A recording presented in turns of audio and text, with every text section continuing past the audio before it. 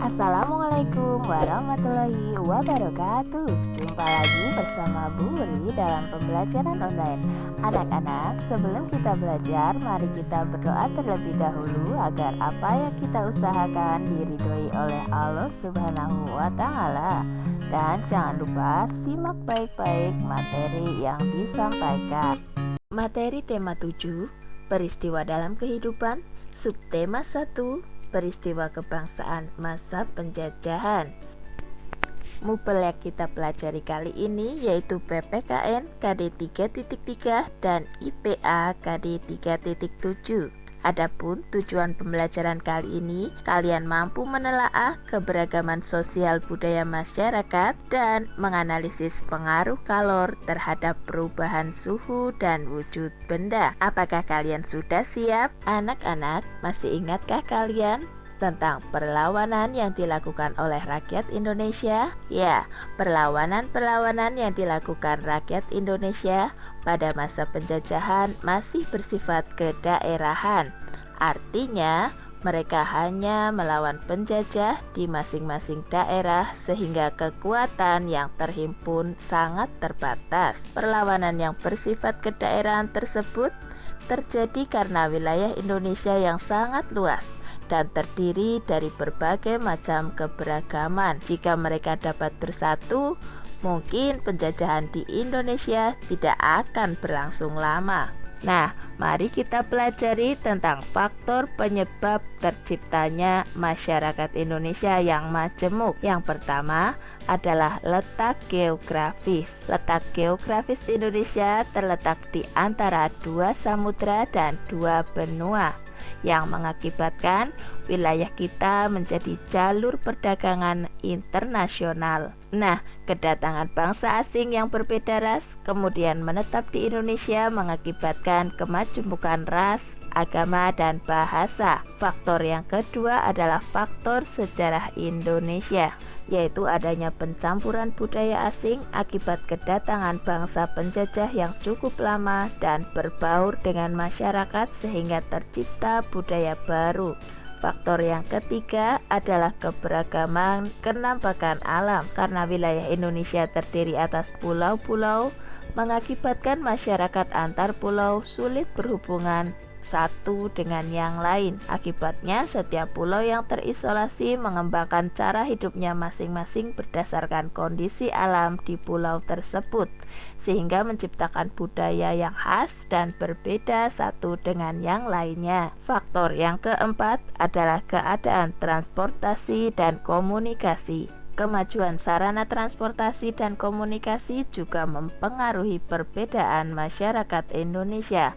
Kemudahan ini membawa masyarakat mudah berhubungan dengan masyarakat yang lain. Faktor yang kelima, penerimaan masyarakat terhadap perubahan.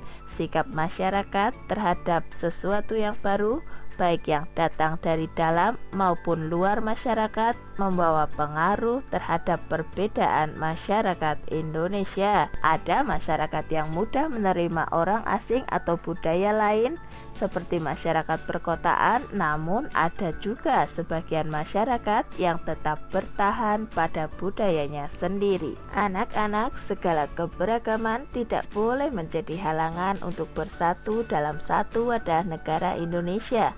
Begitu juga dengan keberagaman kebudayaan. Setiap warga negara Indonesia harus turut serta dalam mengembangkan dan melestarikan kebudayaan nasional. Berikut beberapa upaya yang dapat dilakukan untuk mengembangkan dan melestarikan kebudayaan nasional. Yang pertama, kenali budaya kita. Kita harus mengenali kebudayaan kita sendiri.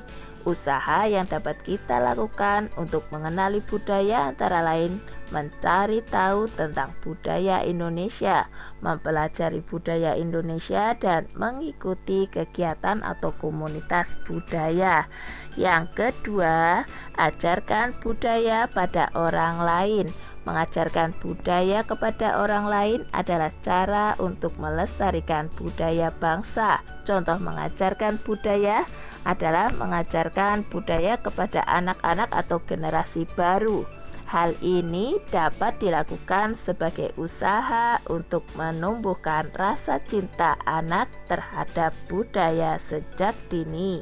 Yang ketiga yaitu memperkenalkan budaya ke luar negeri. Memperkenalkan budaya ke luar negeri dapat dilakukan dengan mengunggah kegiatan budaya ke media sosial, menggunakan produk lokal, dan mengekspor barang hasil kesenian budaya lokal. Sudahkah kalian melakukannya? Yang selanjutnya adalah tidak terpengaruh dengan budaya asing. Kita juga harus menjadikan budaya bangsa sebagai identitas kita. Jika ada budaya asing yang masuk, kita harus menyeleksi dengan tujuan untuk mengembangkan dan memajukan kebudayaan bangsa. Anak-anak, masih ingatkah kalian tentang wujud benda? Ya, benda di sekitar kita memiliki wujud yang berbeda-beda satu dengan yang lain. Berdasarkan wujudnya, benda dapat dikelompokkan menjadi 3 jenis, yaitu benda padat, cair, dan gas. Setiap wujud benda tersebut memiliki sifat masing-masing. Untuk benda padat, bentuk dan volumenya tetap, zat penyusunnya sangat rapat, dan gaya tarik penyusunnya sangat kuat. Contoh benda padat diantaranya batu dan buku tulis. Dapatkah kalian menyebutkan contoh benda padat yang ada di sekitar kalian sekarang? Ya, ada pensil, penggaris, dan penghapus. Untuk benda cair, memiliki bentuk berubah-ubah seperti wadahnya, mengalir dari tempat yang tinggi ke tempat yang rendah, menekan ke segala arah, dan meresap melalui celah-celah kecil. Dapatkah kalian menyebutkan contohnya? Ya, betul sekali. Contoh benda cair adalah air minum dan minyak goreng. Bagaimana dengan benda gas? Benda gas memiliki bentuk yang tidak tetap, mengisi seluruh ruang, dan menekan ke segala arah. Bentuknya sesuai dengan wadahnya dan zat penyusunnya saling berjauhan. Contoh benda gas adalah gas yang ada di dalam balon dan gas yang ada di dalam tabung oksigen. Mari kita pelajari lebih lanjut tentang perubahan wujud benda. Perubahan wujud benda dari cair ke padat disebut dengan membeku. Contoh peristiwa ini adalah air yang dimasukkan ke dalam freezer akan mengeras. Sedangkan perubahan wujud padat menjadi cair disebut dengan mencair. Contohnya, es krim yang didiamkan akan meleleh. Untuk perubahan wujud selanjutnya adalah perubahan wujud dari cair ke gas disebut dengan menguap. Contoh peristiwa ini adalah air yang dipanaskan lama-lama akan menjadi uap air. Seperti yang kalian lihat pada gambar, terdapat kepulan uap air pada air yang mendidih. Untuk peristiwa perubahan wujud dari gas ke cair disebut dengan mengembun. Contohnya, bulir-bulir air yang ada di sekitar gelas yang berisi air dingin. Perubahan wujud benda selanjutnya adalah dari padat menjadi gas yang disebut dengan menyublim. Contoh perubahan ini adalah pada kamper yang lama-kelamaan akan habis dan tercium baunya. Sedangkan peristiwa perubahan gas menjadi padat disebut dengan mengkristal. Contoh peristiwa perubahan ini adalah berubahnya uap air menjadi butir-butir salju atau kristal es di dalam freezer. Untuk lebih ringkas dan lebih memahami dari perubahan ketiga wujud benda tersebut, mari kita sebutkan kembali satu persatu.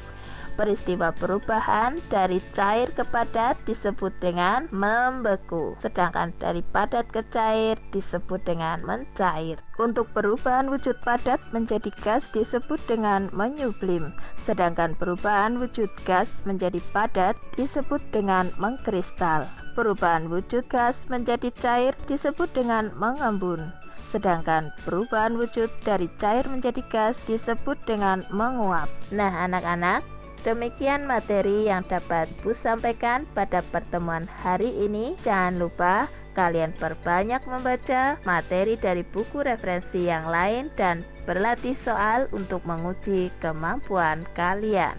Tetap semangat belajar di rumah dan patuhi nasihat kedua orang tua. Wabillahi taufiq wal hidayah. Wassalamualaikum warahmatullahi wabarakatuh.